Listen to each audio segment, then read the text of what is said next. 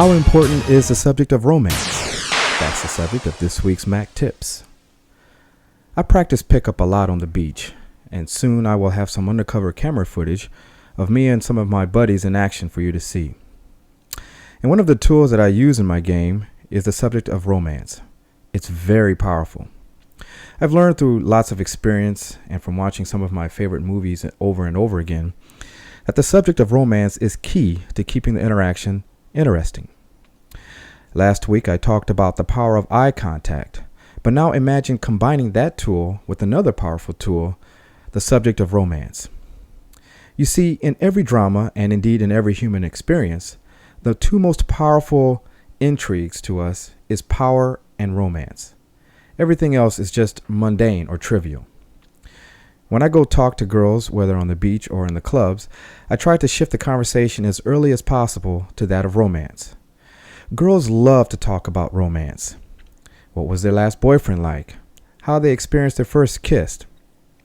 And they even talk about some of the craziest things they've ever done in the past. Well, how could you shift the conversation to that of romance without looking like a pervert? Like any conversational topic, you must build a context for it. You cannot be talking about flying in an airplane and then next say, so what was your first kiss like? The smoother way of transitioning to this question would be, so did you meet any cute guys on the plane? And then if she responds by saying yes or no, you can talk about how romantic you think it would be to experience that and then go into detail. Or maybe you have experienced some romance on an airplane.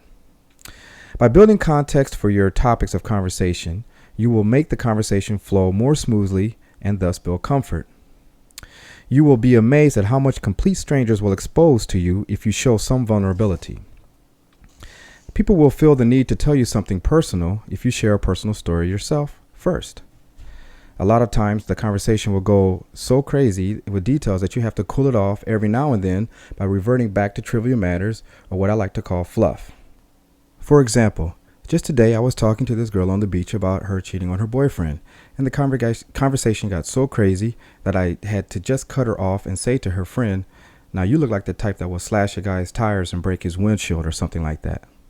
They both laughed, and it kept me from looking like a pervert who just wanted to hear all of those sexy little details all of the time. After that, I would transition again to romance, but about something else, until I saw opportunities to escalate. But that's a topic for the future. Remember, combining strong eye contact and by keeping the topic of conversation focused on romance, you will not only find it easier to keep the interaction fun and interesting, but will find it easier to connect and build comfort. And if you want a complete guide on how to pick up hot chicks from Miami, just get a copy of my DVD, Macking in Miami, now available on eBay, or go to www.mackinginmiami.com.